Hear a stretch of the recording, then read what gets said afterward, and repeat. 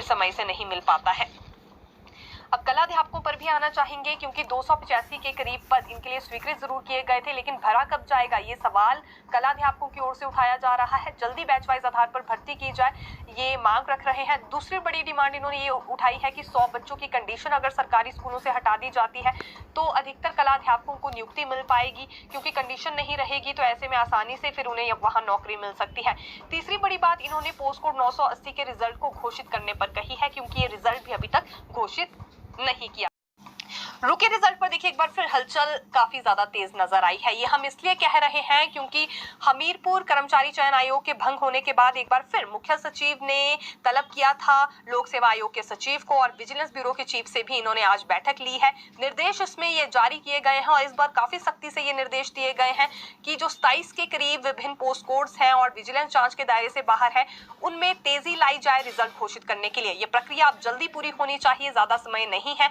शायद ये इसलिए भी कहा गया, इस तरह के निर्देश इसलिए भी जारी हुए हैं क्योंकि बेरोजगार युवाओं के सब्र का बांध अब टूटता हुआ नजर आ रहा है। इसलिए जो विजिलेंस जांच के दायरे से बाहर है 27 के करीब पोस्ट कोड्स, जिसमें रिजल्ट घोषित होना बाकी रह गया है या डॉक्यूमेंट वेरिफिकेशन शेष रह रही है, जल्दी ये प्रक्रिया पूरी की जाए, रिजल्ट घोषित होना चाहिए। ये भी इनकी ओर से देखिए आज निर्देश जारी हो चुके हैं। लोक सेवा आयोग के सचिव, जैसा कि हमने कहा, इस बैठक में मौजूद थे जिन्हें तलब किया गया था। और दूसरी बड़ी बात यह है कि विजिलेंस ब्यूरो के चीफ के साथ भी आज ये बैठक हुई है।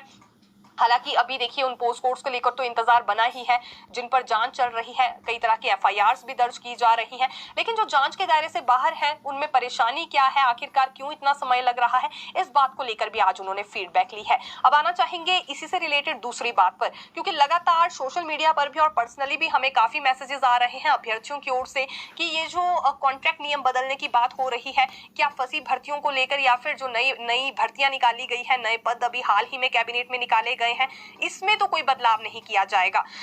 तो ये आज स्थिति देखिए मुख्य सचिव प्रबोध सक्सेना ने स्पष्ट कर दी है। हमने उनसे बातचीत की थी बिल्कुल एक्सक्लूसिव, और उसमें उनका ये कहना था कि मौजूदा समय में जो भी भर्तियां फंसी है या फिर नए पद निकाले गए हैं, वर्तमान कॉन्ट्रैक्ट नियमों के हिसाब से ही ये भर्तियां होंगी, यानी कि इनकी बारी के लिए ये कॉन्ट्रैक्ट नियम बिल्कुल नहीं बदले जाएंगे। तो इन्हें पेशेंस रखने की अब आवश्यकता है, क्योंकि एक तरह से सोशल मीडिया पर भी अभियान शुरू हो गया था जिसमें यही बात बार बार उठाई जा रही थी कि अब तो कॉन्ट्रैक्ट नियमों में भी बदलाव किया जा रहा है।